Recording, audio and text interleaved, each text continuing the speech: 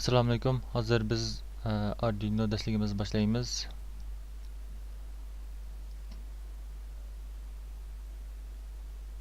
Biz bu Arduino'ni o'rganishdan avval bu Arduino degan zot qanday narsa, nima ish qila oladi, biz undan foydalanib nima ish qila olamiz, shu to'g'ri ozroq to'xtalsak.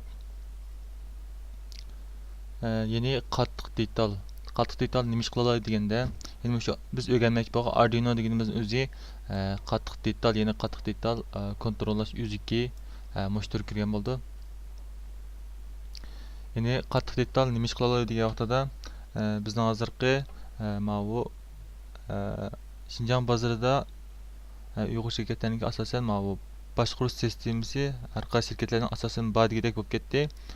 Lekin bu boshqaruv sistemalari asosan yoki telefon yuzlangan, yoki turbat yuzlangan, yoki bu kompyuter yuzlangan ma'qul shaklda.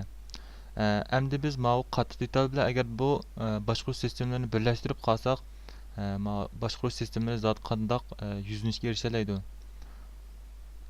Ya'ni masalan, bu bilyardxona boshqaruv sistemasi. Yani bilyardxona boshqaruv sistemasida balkim aranglarda bilyard o'ynaydiganlar bo'lishi mumkin.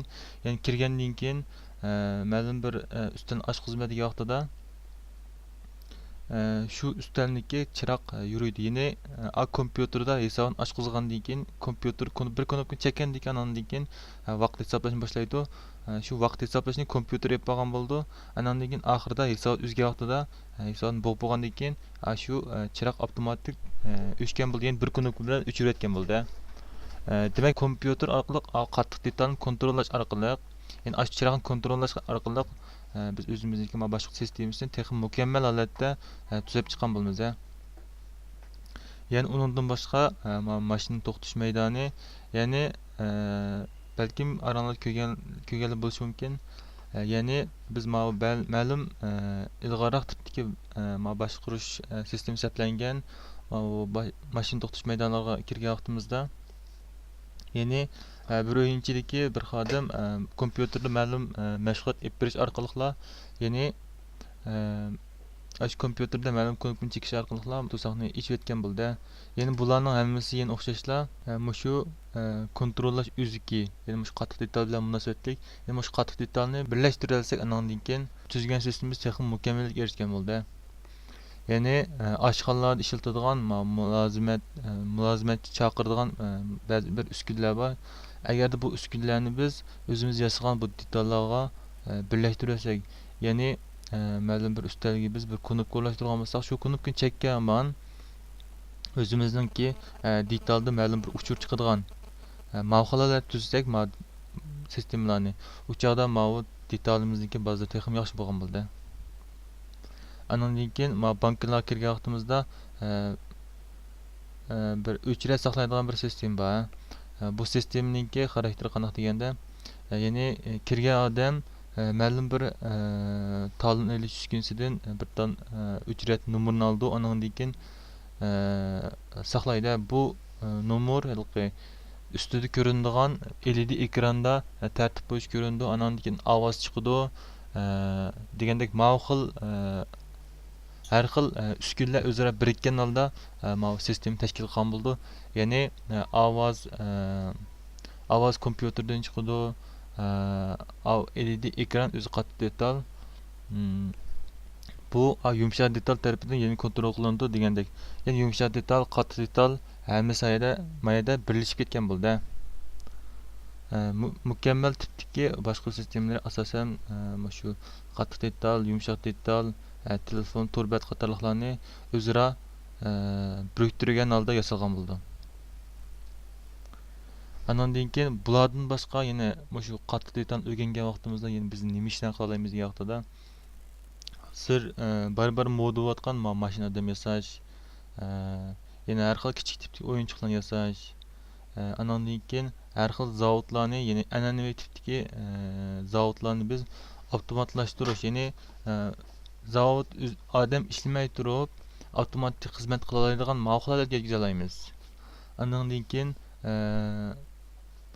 shu mashina o'zimizning mashinalarni telefon orqali kontrollab, o'tini o'chirib, yondirib, ichidagi mayning sig'imi, anandan keyin temperaturasi, mashina ichidagi temperaturasi degandek yana nurg'un uchurlarga erishalaymiz. Bu uchurlarni cheksiz yiroqdan turib o'zimizning telefonga yo'llab olaymiz bu uchurlarni. Degandek mavzulardagi ixtiyorlarni amalga oshirgan bo'ldi.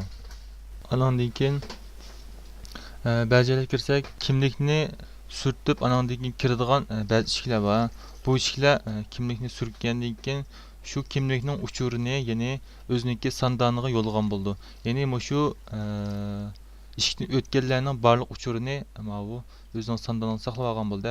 Yana buningdan o'xshashlar yumshoq detal, ya'ni qattiq detal birlashib ketgan bo'ldi bu yerda.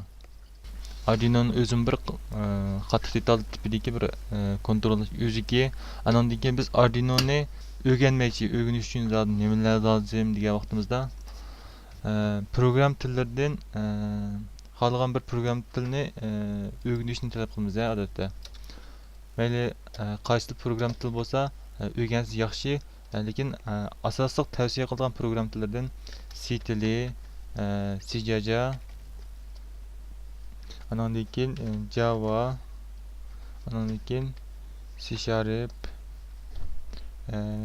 JavaScript, PHP qatorliq shu C tilining grammatikasiga o'xshaydigan, ya'ni shu grammatikasini birdek bo'lgan ma'lum tillarni o'rganishni tashabbus qilamiz. Anandan keyin obyektga yuzlangan program tillarini o'rgansanglar, texma ichkialda Arduino'ga kirishib ketalasizlar. Birinchi talab cho'qim bir program tilini ki grammatikasiga puxta bo'lganda anandan keyin Arduino'ni tez o'rganib bo'ldi. Anandan keyin bu Arduino deganimiz bir qattiq detal, ya'ni qattiq detal kontrollash o'ziki. Lekin bu Arduino o'rganish uchun biz qattiq detalni to'liq tushunishimizning lozim yo'q. Ya'ni Arduino'ni yasashdagi maqsadmi eng tez suratda o'zimizga lozimli bo'lgan narsalarni vujud chiqarish. Arduino'ning bosh maqsadi, ya'ni biz program tilini eng puxta bilgan holatda Arduino'ni o'rgansak, texnik esil narsalarni yasalaymiz. Ya'ni bu Arduino'niki nurg'un kodlarini biz to'rdan tushirib foydalansaqmi, nurg'un narsalarni o'rgana olamiz degan gap. Anandan keyin bu Arduino bilan bir tanishib baxsaq, yine biz ko'p uchiradigan Arduino mana biz Arduino kontrollash o'ziga olgan vaqtimizda yine bir tal Arduino kontrollash o'ziga, anandan keyin kontrollash taxtasi, anandan keyin bir tal sim bergan bo'ldi. Bu simni odatda biz yine bu program yozgan vaqtida, yine shu Arduino program yozgan vaqtida ishlatamiz. Qolgan vaqtlarda hamda mana tok manbasi chatqish va ayrim bir 5 voltlik tok manbasi va manbasi va ayrim bir batareyalar bor. Bundaq shuni chetib turib ishlasak bo'ldi. Odatda USB orqali ishlasak bo'laverdi. Ko'pincha buni program tuzash uchun ishlatamiz.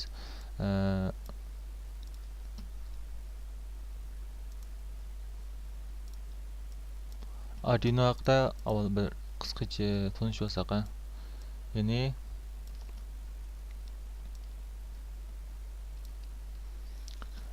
buningki mavu bir tal konuks bak ya, bu REST, ya'ni full mavu kontrol o'zikiniki programmasini qaytadan bir qatam qo'zg'atadi. Mavu kompyuter chatlagan ig'zi. Mavu ayrim mustaqil tok manbasi chatlagan ig'zi. Ya'ni mavalatda mavu kompyuter chatib qolgan holatda ishlashmasak bo'ldi. Ma'ni chatgan vaqtimizda mavu kompyuterga chatmasak bo'ldi. Anandan keyin mavu, ya'ni bu deganimiz ya'ni mavu Arduino'niki markaziy bartaraf qilg'uchininki tavratguchi, ya'ni jindonchi deb qo'yamiz. Ya'ni 16 MHz suratda buningga signal ta'minlab turdi. Shu signal orqali Arduino harakatlangan bo'ldi. Arduino'niki mavu shimpiyasi, ya'ni o'ziki harakatlangan bo'ldi. Anandan keyin mana 2 ta chiroq bor. Mana bu tranku ya'ni ayrim so'z deymiz, bu to'g'riliq. Yine mayada putları ayrım yine mavi putları power yine tok menbesi münasebet olan putları yine mayadaki GND dediğimiz GND 5 volt 3 volt diye mavi okumlarını ayrım tutasak yine yine mavi putların ismi ya mavi adet köpçüldüğün putların ismi yeni A0, A1, A5 degендek 6 dal putu her birisinin ismi bu ayrım. Yani ma putlar bolsa mayadan tartib mayagicha yani 0, 1, 2, 3 deb ma hammasiniki ismi bor. Shuningga udul bo'lgan ma putlarniki ismi ham ma'lum. Mayat putlarni asosan ishlatmaymiz. Yani mayat GND'nin ham birisi bor. Mayat GND putlardan 300 bo'ldi. Hammasiniki o'rtaqa xalqan birisi çalsaq bo'ldi ma GND agar GND ishlatmoqchi bo'lsak. Hamda ma putlarni asosan ishlatmaymiz. Ko'p ishlatilgan putlardan ma'bular, andan keyin tok manba putlari, andan keyin ma putlarni ishlatamiz. Biz mo'sh putlarni ishlatish orqali yani nurg'un narsalarni ko'taramiz.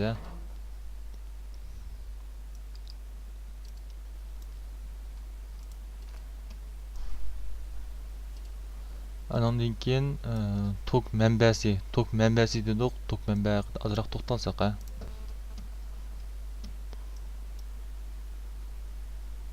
Yani biz adette batarya işletken vaqtimizda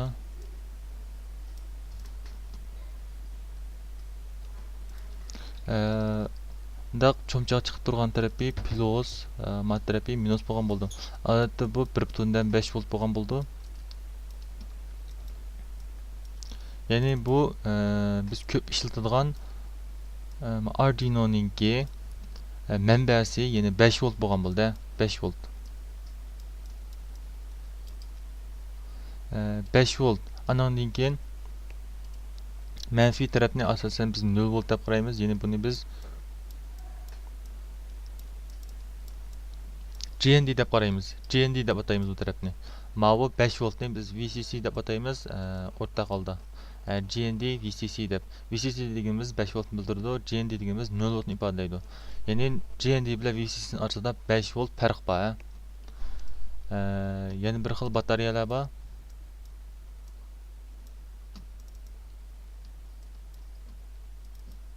Yani mavi xil holatdagisi.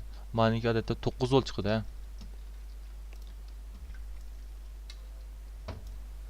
Yani biz manba ishlatgan vaqtimizda, yani shu Arduino o'ziga talab qiladigan dairedagi tok manbasini cho'qim shu dairada ta'minlab berishimiz kerak.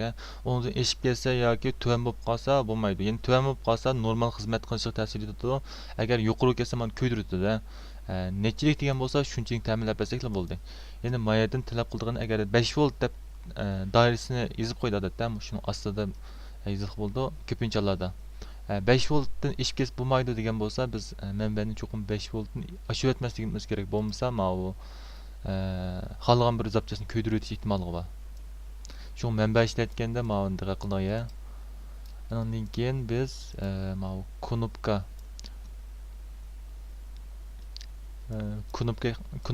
bir to'xtalsak, ya'ni bizning knopka deganimiz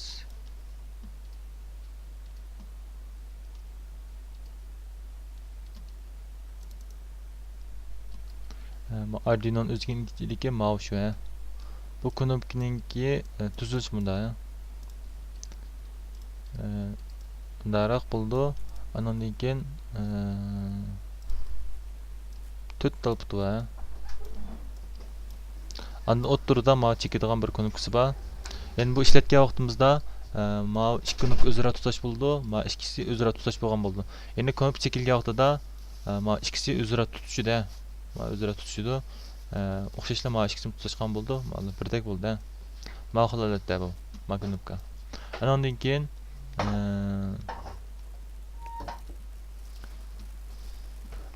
keyin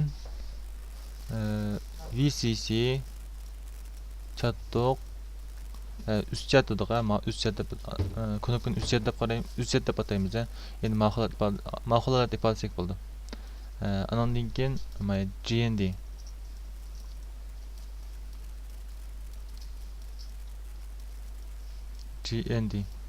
hergiz bundaq chetish bo'lmaydi.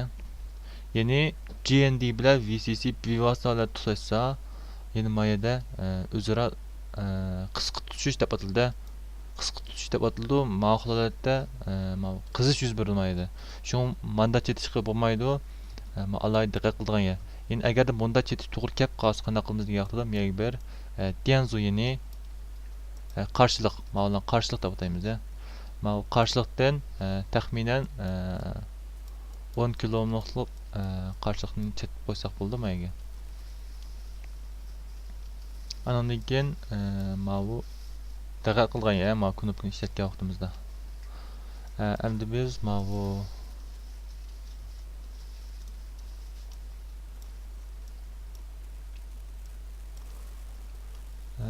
ikkilik sistema va to'gaqa to'xtaylik.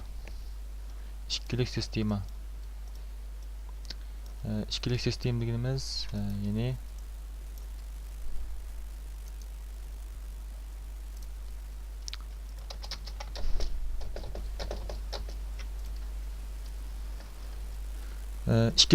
ikilik sistema deb qo'yamiz. Ya'ni 10lik sistema, 10lik sinov sistemasi, 8lik sinov sistemasi, 16lik sinov sistemasi, 2lik sinov sistemasi deb ayrılgan bo'ldi. Andan keyin asigma deb anlagan bo'lishimiz mumkin. Bu vaqt to'xtalsak, yani 10lik sinov sistemasi deganimiz mo'shning ichida o'zgarayotgan 10 xil element bor degan gap. Ya'ni biz doim ishlatadigan 1 2 3 deb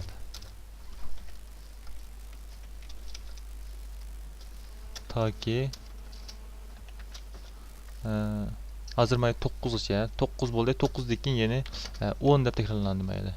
0 dan boshlaylik. 0 dan boshlab men 9 keldi. 9 dan keyin yana 1 keldi.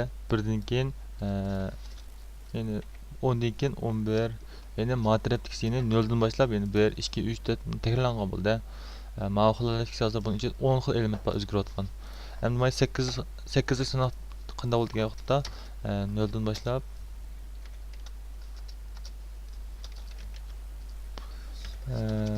0 1 2 deb 3 ondan keyin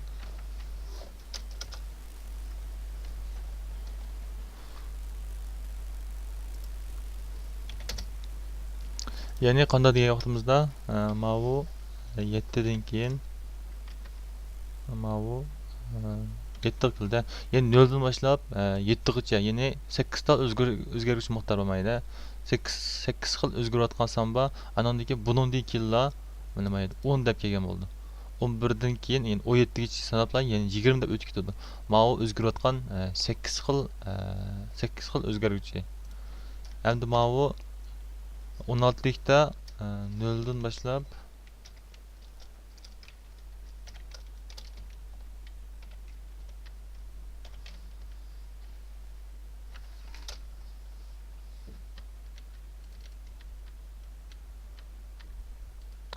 yani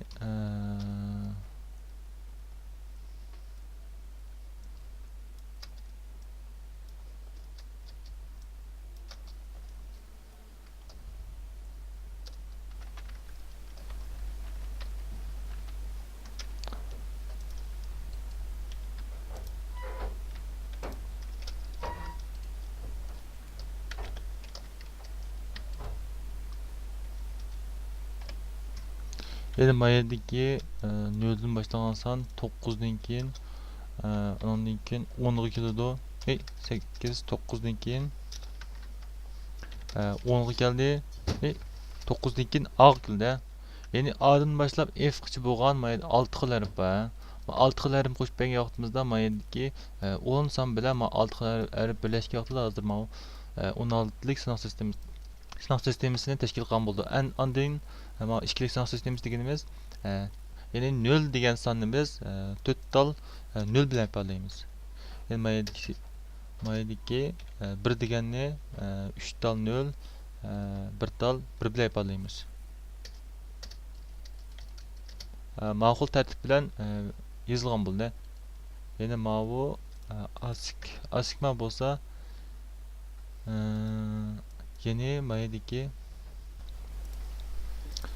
mayadagi har bir songa mos bo'lgan ikkilik kod bo'lgan bo'ldi. Ham ikkilik kodni biz qanday ishlatishimizga vaqtimizda nima uchun mayada 0 talab qoldik degan vaqtida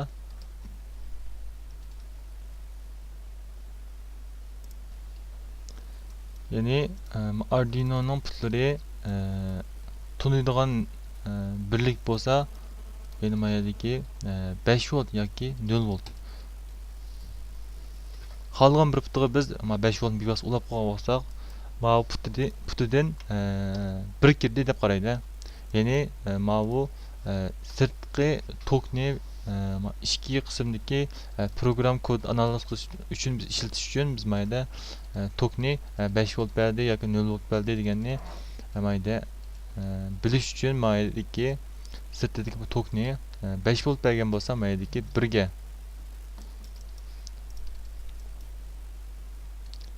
GND qo'llangan bo'lsa mayda 0 ga mana analiz qilamiz. Andan keyin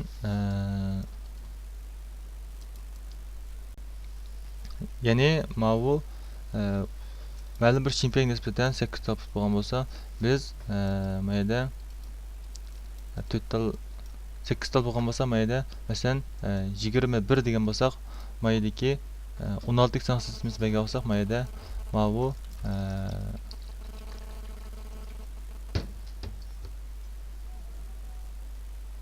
yani 0 0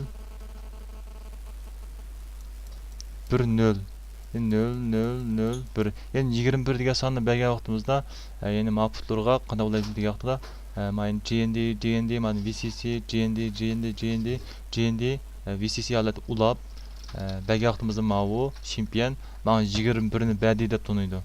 Yani o'rta holda ikkilik sistemasini har qanday bir chempion yani bu kod yozilgan bo'lgan chempionlar bu pinkolar qo'llaydigan chempionlar asosan mana 21 deb tunuydi. Andan keyin chiqargan vaqtida xohlagan bir pin kodni bergan vaqtimizda yana o'xshash shu ikkilik sistem holatda chiqargan bo'ldi. Bu birlikka kelgan narsa bo'lgandan keyin mushkul holatda bir taraf bo'ladi. Bu ikkilik sistemni bir taraf qilish oid bilimlarni davomli holda to'g'ri o'rgansanglar bo'ladi. Andan keyin asigma deganimiz faqat biz ko'rinayotgan yani asigmalık cedvelini to'g'ri yozsanglar, ya'ni har bir songa nisbatan udul bir harf tuzilgan bo'ldi. Ya'ni kompyuterning ichki qismida 01 tunuydi. 01 ya'ni sonni ifodalab chiqqan bo'ldi. Ya'ni bu son andan keyin bizga harfni ifodalab chiqdi. Ya'ni udul bo'lgan harflar bo'ldi. Shu son odatda shu harfni bizga ko'rsatib bergan bo'ldi.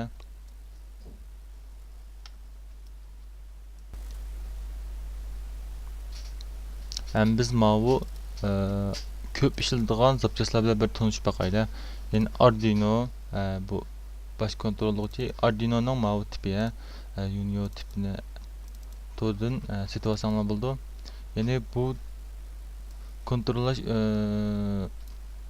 taxtasininki bir necha xil tiplar bor. Mini kichik tipdagisi. Yani bunun sig'imi kichik, yani bu egallagan yuzi kichik. Yani kichik tipdagi kontroller uskunalarni yasagan vaqtida işte tanlab ishlasak bo'ldi. Yani buning har xil o'xshamaganlari bor buningda.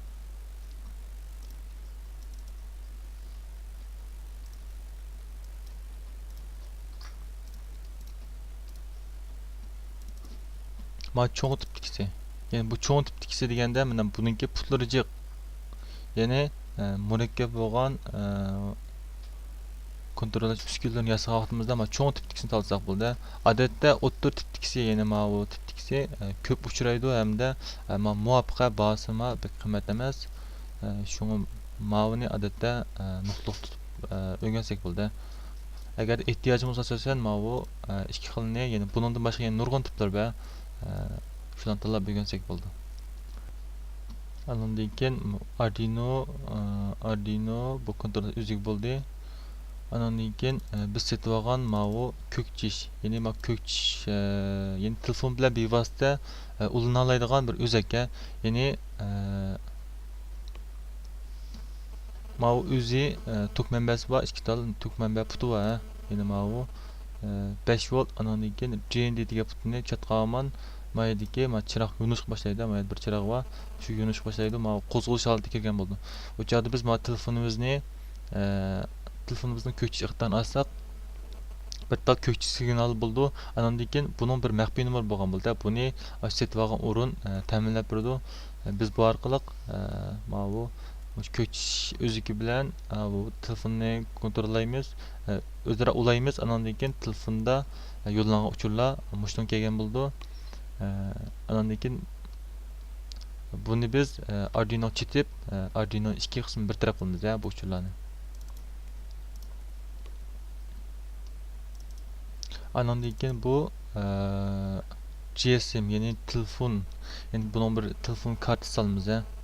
Bunu qo'llaydigan 7 lentoni qo'llaydigan, ba'zilar DNS'ni qo'llaydi. 4 yillik to'g'ri chiqildi ekan bunda. Ya'ni bu odatda Trankuni ayrim so'zlaymiz. Ya'ni bu o'ziniki, bu kontrollash ikki qismidagi bir kontrollash o'ziga, buning ayrim bir kontrollash o'ziga bor. Signal taqtilgan yeri bu. Menga bir kart solamiz, andan keyin bu qo'zg'atilgan knopkasi, bu Arduino chatlagan qismlar bu. Tok manbasi ta'minlaydigan tarafi bu kompyuter chatlagan tarafi. Ya'ni bir mushtum bilan teng bir Tranku sim bo'lgan bo'ldi. Biz setib olgan o'rindan ta'minlab berdi buni. Biz bu orqali ya'ni shu karta silingan nomerga biz uchur yo'llasak, signal qabul qiladi, ham telefon ham qabul qiladi, ham o'zak orqali telefon olaymiz, ham uchur yo'llaymiz. Ko'p xil ishlatilgan ikki xil iqtidor bor. Andan keyin Moshning o'zi amaliyot bir telefon, andan keyin buningda telefondagi barliq iqtidorlarni amalga oshirg'ili bo'ldi. Ya'ni buni shu o'zakni setib olgan o'rinda materialni ta'minlab berdi. Buni dastlabki asosan sevib olgandan davom o'rgansanglar internet tez surat o'rganib bo'lsizlar. Ya'ni bunda to'g'ri chiqilib bo'ldi. Ya'ni boshqa bir xil tipdagisi, kichik tipdagisi ekan.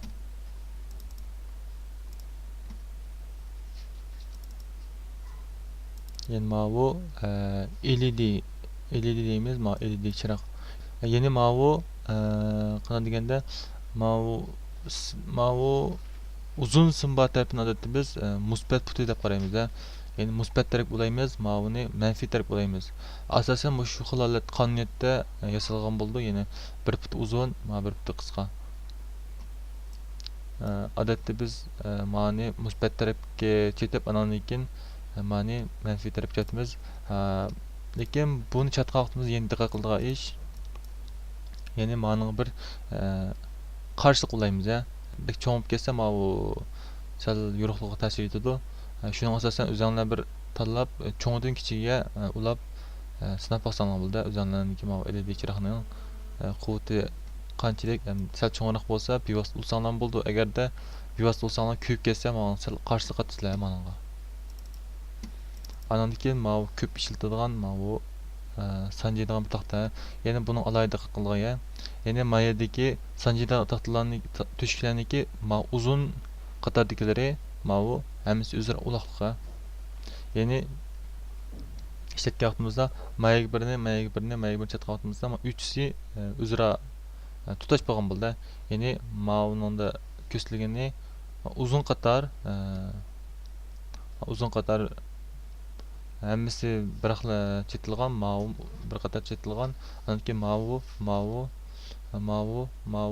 bunda o'zaro chetilgan bo'ldi. Malama o'zaro bunda chetilgan bo'ldi. Mana ishlatgan vaqtimizda biz ayrim bir sim birda, ya'ni Ma simni sanjib turib ishlatamiz.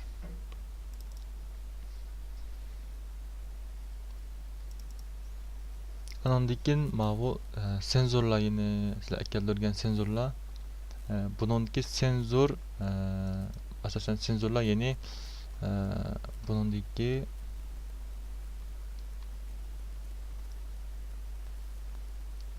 bunun ichida bir knopka bor ya. Mana bu knopka.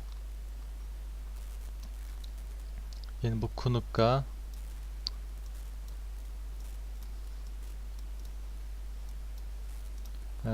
knop ishlatinglar desam, mashina tanlab ishlasanglar bo'ldi.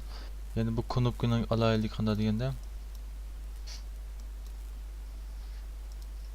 uchta put bor ekan.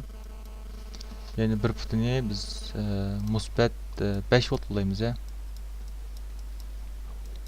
Yana bir putini biz GND qo'yamiz.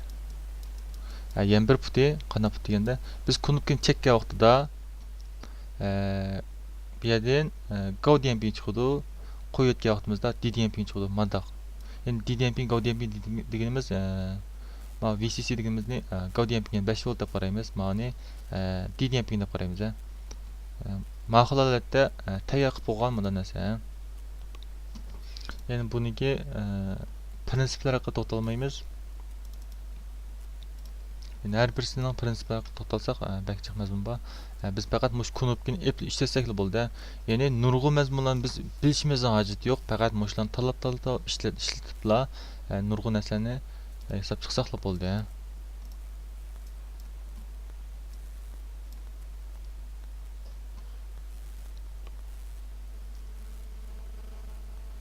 Hamda biz Arduino'ni kompyuterga to'ntish qismi, ya'ni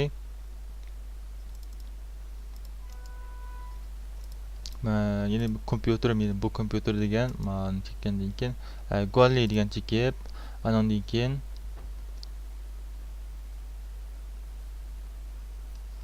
qarasak bu yerda Shibi Goali deb bor. Andan keyin biz kompyuterga ya'ni Arduino'ni chatqa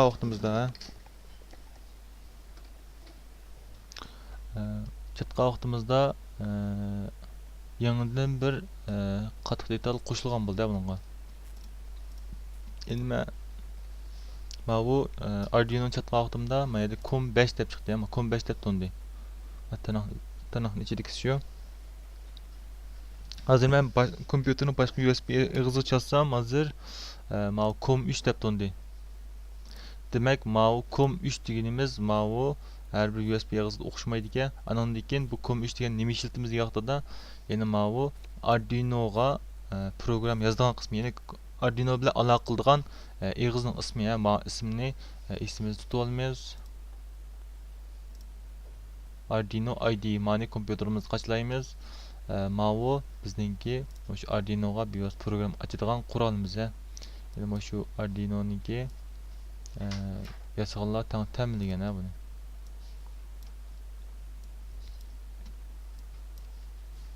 Bunu biz tanışış üçün aslında sana ikincisini çekkendan keyin mayda UM var. Mana içinde ingliz deslep ingliz salatda buldu. Hazır biz bunu qancha o'zgartirib etdik, mayda o'zgartirsang bo'ldi. Ammo xatning cho'ng kichikligi maydagi xat kichik bo'lib qolgan bo'lsa, cho'nglasanglar bo'ldi. Undan keyin o'chirib qayta qo'zg'asanglar, ana kichik bo'ldi mana.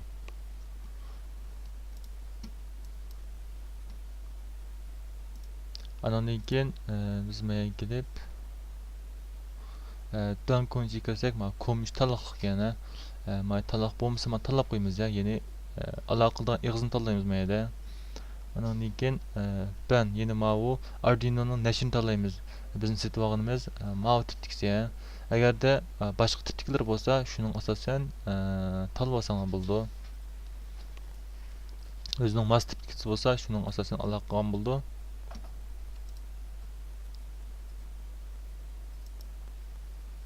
Hazır biz bir adli programımız bakayla. Yani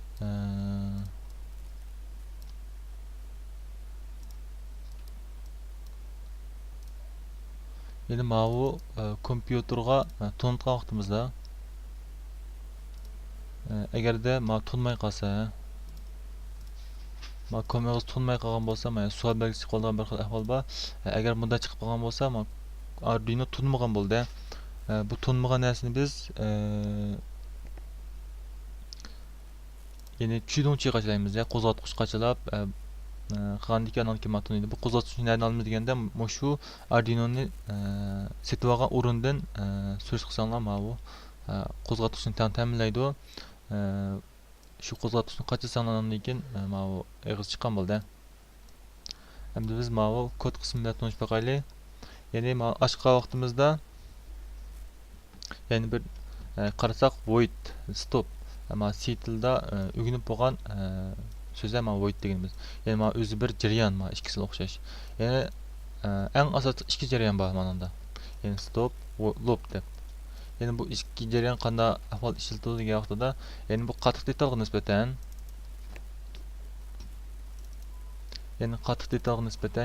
tok chatgan vaqtida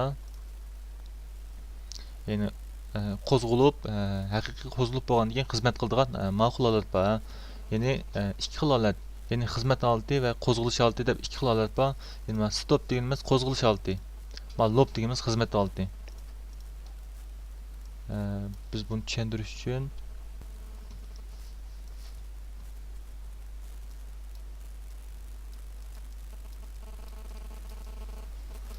başlash dedik. Logikalar bir resim çizaylik. Yani başlaş dedik.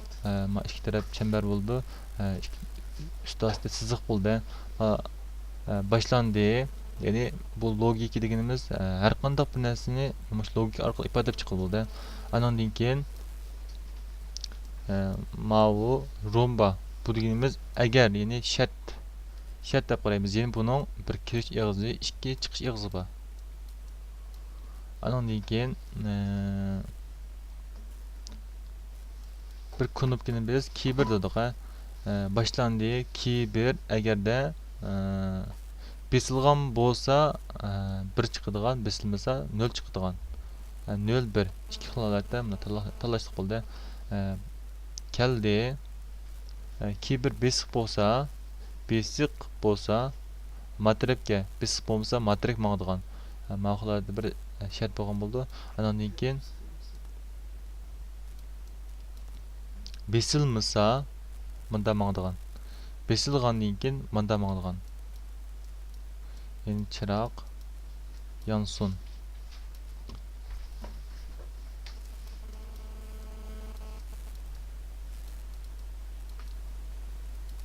Bana kıskıl sözüldüm.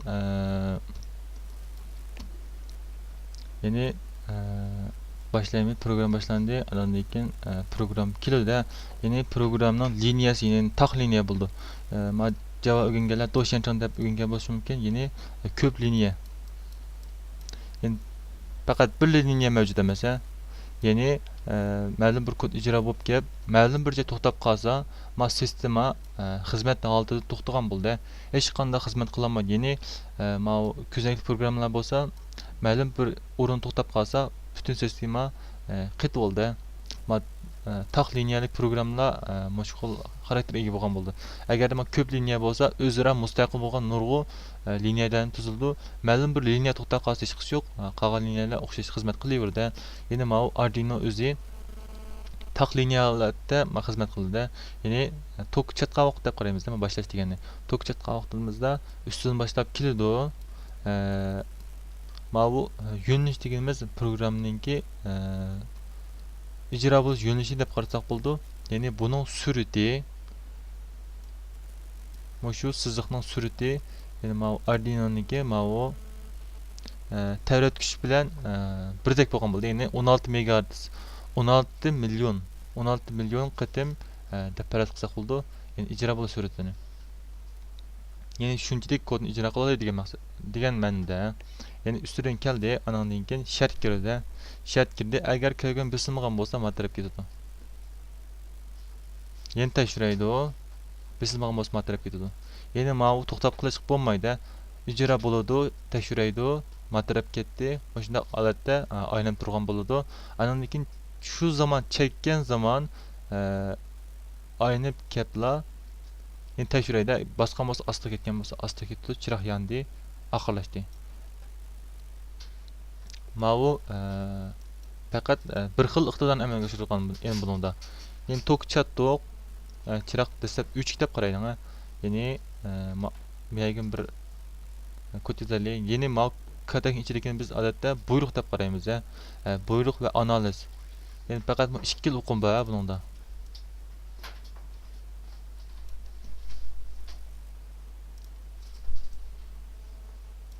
Endi mayada el teng 0 dedik. Program başlandı. Elni 0 qilyaptik. Analiz kirdi. Andın mayada aylanib turdi. Basqandan keyin elni 1 qildi, oxirlashdi. Faqat bir qitim basqandan keyin oxirlashdi. Ani ikkinchi qitim bassaq ishlamaydi, chunki program maya kep bo'ldi. Oxirlash bo'ldi, past tushib bo'ldi. Hech qanday bir tekshirish mashg'ulot qilmadi. Shunga mayada faqat bir qitim ishlaydi mana bu. Şunu biz bu programni bir qitim ijro bo'ldi, anandiki o'ldi deb qaraymiz. Şunu biz bu program o'lmaslik uchun, yani davomli xizmat qildirish uchun qanday qilamiz deganida, oxirlash degan o'qimni evitimiz, anandan keyin bu programni to'xtamay aylantirib o'zimiz maqsad qilgan o'ringa olib boramiz.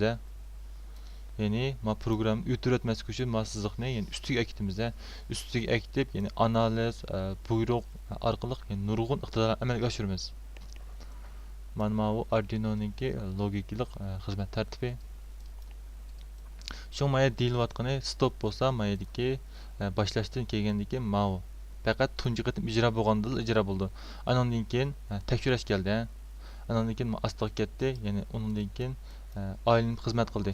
Mau astirki butun hammasi xizmat oldi, mau dastlabki oldi. Şuna mayadagi dastlabki kodlarimiz mana stopni ichiga yozamiz. Anondan xizmat oldi kodlarni mana lopni ichiga yozamiz. Yani ma bu tunji qatim to'kchatgandek bir qatim ijro bo'ldi. Undan keyin loop deganimiz ma jarayon to'xtamay ijro bo'lib turadi. Ya'ni bu kodlarni o'zimiz tanishib turib, nurg'un iqtidorni amalga oshirsak bo'ldi.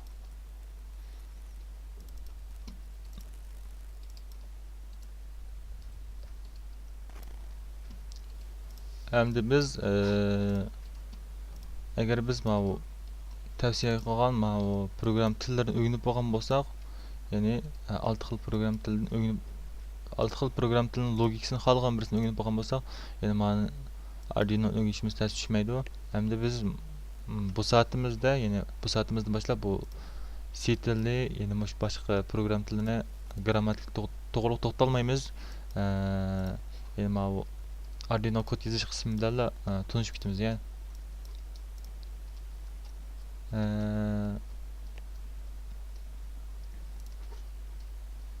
yani adli bir programımız bakayla. Yani bununda alayda bo'lgan bir necha tal uqum bor. Ma ikkisi bilan tanishib bo'ldik. Andan keyin pin mod deganimiz tanishish, pin mod tanishish. Yani Arduino'ningki putlarni tanishaymiz bununda.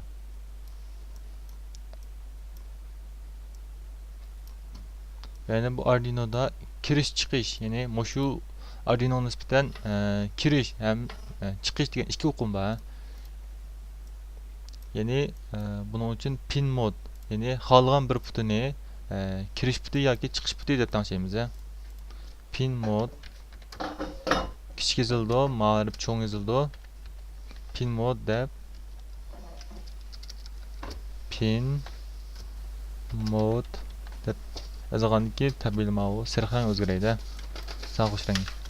Andan keyin tirnoq ochamiz, qaysi putini qanday qilib tanishamiz? Yani sandan xalqan birisini yazsak bo'ldi. 0 dan 13 bo'lgan xalqan son yazsak bo'ldi.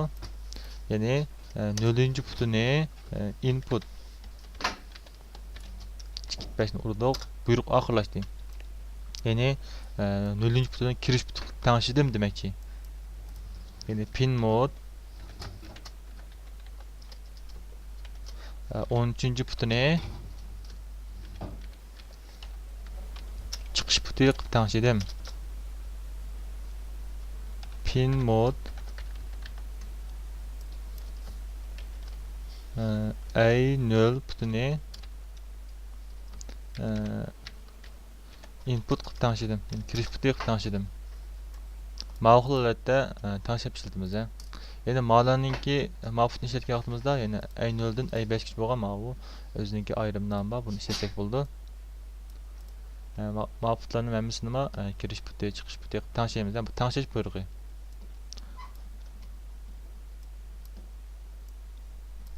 Anondan keyin yani bununda bir necha alaylı funksiya bor. Yani analog write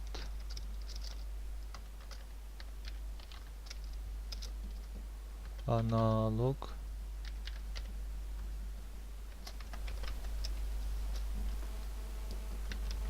digital digital bu pinchini o'qiyaptim men. Biz faqat bularni yodlab olsak bo'ldi. Nima ma'nosi bor? Qanday ma'no ifodalaganda bu atalg'uni analiz qilamiz. Faqat biz o'rgansak bo'ldi. Digital deb digital write bu yozish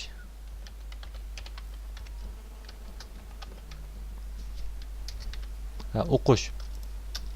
Qarasak analog digital, ikkisi digital write yozish, o'qishga bu analog holatda yozish, analog holat o'qish, digital holatda yozish, digital holatda o'qish. Mana tushunamiz. Endi biz mayadagi ikki o'qim tushunsak bo'ldi. Analog degan nima, digital degan nima? Ya'ni shu Arduino kontrol o'ziginingki, shu kontrol taxtasiningki ustiga qarasak bu yerda digital deb turadi. Bu yerda analog deb turadi. Demak, mayadagi uqumlar shu funksiyalar bilan munosabat ekan. Ya'ni qaysi funksiyani nerda ishlatamiz degan vaqtimizda digital, avval digital to'g'ri to'xtaylik.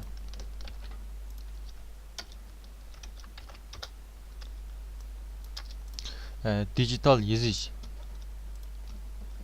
Ya'ni shu A0 dan A13gacha. Ya'ni 0 dan 13gacha bo'lgan puti. Right, ishlatilgan putlari 0 dan 13gacha bo'lgan putlari anondan keyin A0 dan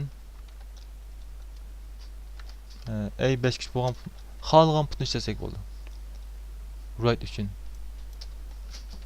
Digital uchun. O'qish uchun o'xshash bu. Puti cheklanmaydi.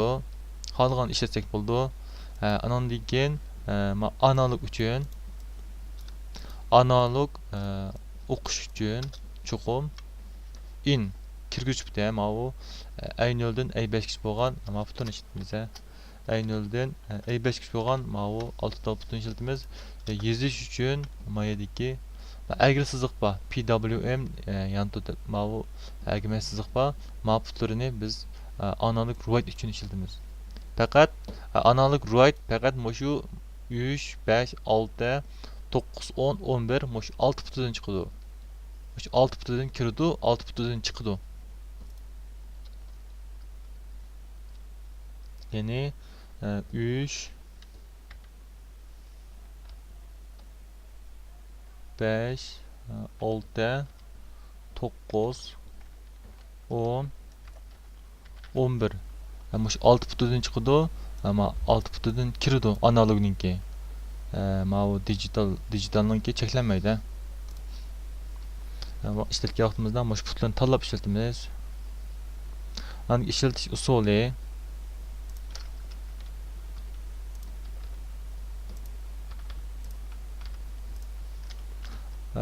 hozircha biz digital to'g'ri to'xtaylik.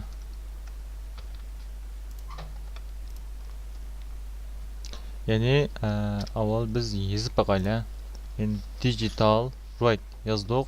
Yani bayam dedik yozish uchun yozish dedik. Yozish deganimiz shu Arduino nisbatan chiqishni bildiradi. Ya'ni mayadagi outputni bildirgan bo'ldi.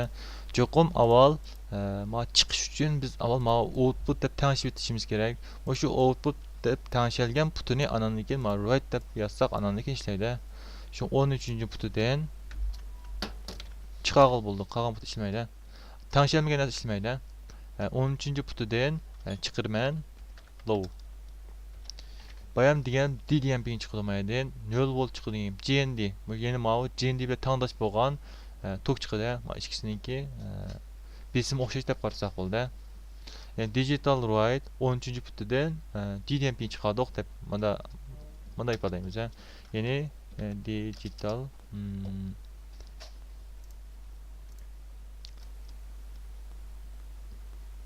yani chiqarish butun yana bir yozaga pin mod 12 putidan output deb 12 putini tashdiqa mana shu Arduino nisbatan chiqish puti bo'ldi 12 put. Anandan keyin biz digital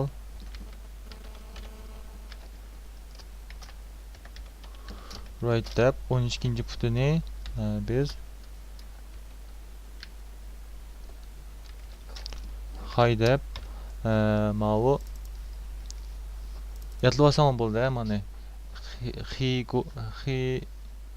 high deb o'qasam bo'ldi o'zingni hamda qanda tilni kelsa shu holatda mana yodlab olsam bo'ldi. Faqat yodlab olsanglar keyin yodolib yozish qilib foydasi bor, boshqa hech qanday foydasi yo'q. Mana yozdik mana GoDMP niga gap, ya'ni 12 putidan GoDMP chiqsin degan buyruq, mana bir buyruq. Ya'ni mana DDMP chiqsin degan buyruq. Mana 12 puti GoDMP bo'lsin degan buyruq. GoDMP deganimiz 5 voltda, mush putidan 5 volt chiqsin degan gap. Mana ikki xil buyruqning mana ikki xil holatdagi chiqarish shakllari mana write-ningki. O'qish ya'ni xohlagan bir putidan kirgan tokningki GoDMP yoki DDMP ga hukm qilish uchun biz digital write mana o'qishni o'qiymiz xohlagan bir putini. Ya'ni bayam dedik input ya'ni 0 putini tashlaymiz. Input deb tanishilganni anandan keyin o'qish mashg'ulot qilamiz. 0 puti ya'ni digital o'qidik. 0 putidan o'qiyman. O'qigan narsa mushu o'zi ya'ni o'qish funksiyasi, ya'ni o'qigan narsani biz ayrim bir o'zgarish motor olamiz. Ya'ni init a dedik. Init tipli aniqlaymiz. Andan keyin a ga men ma'ni bersam bo'ldi. Ya'ni o'qib bo'lgan narsani a ga beramiz. Andan keyin a ning nechi bo'lishi bilan hisoblashmaymiz. Ya'ni buning a ning qiymati 0 bo'lishi mumkin, 1 bo'lishi mumkin, 2 bo'lishi mumkin. Ya'ni bu yerda biz hukm qilgan vaqtimizda, ishlatgan vaqtimizda, ya'ni a ning qiymati agarda a ning qiymati 1 deb tanit ishkizildi. Mana setilligini bo'lgan bo'lsanglar, mana xil yozishlarga diqqat qilsanglar bo'ldi. Agar a 1 bo'lsa deb mana yozmaymiz. Ya'ni bu yerda deyilayotgan mana ikki xatdan kelsak bo'ldi. Ya'ni o'qigan narsa low bo'lsa, ya'ni a teng low bo'lsa, ya'ni DDMP bo'lsa yoki bo'lmasa GoDMP bo'lsa deb manda hukm qilamiz. Agarda o'qigan narsa GoDMP bo'lsa ya'ni ma'lum bir butun chiroq yonsin yoki chiroq o'ssin deb manda buyruq yozsak bo'ldi. Ma shartningki yozilish shakli mana digital o'qigan narsani hukm qilish uchun ya GoDMP yoki DDMP faqat ikki xil o'qim bo'lmaydi. GoDMP yoki DDMP. Tok kelsa, ya'ni cho'qim yerki tok 4 volt, 3 volt bo'lmay cho'qim 5 volt bo'lish kerak. Andan keyin mana GoDMP bo'lgan bo'ldi. O'ttirib qolganni biz GoDMP, DDMP deb ayirmaymiz o'ttirikilarni. Cho'qim 5 volt yoki 0 volt deb ikki xil holat bo'lgan bo'ldi. Ya'ni tok kelgan vaqtida mana ikki xil bo'ldi. Ya'ni mana bilakni biz 0, mana bilakni 1, mana bilakni 0, mana bilakni 1 degandek bunda ifodalaymiz. Faqat 5 volt mana deganimizni biz mayadikni ma'qulni biz 0 volt, ma'qulni 5 volt deb mana qaraymiz.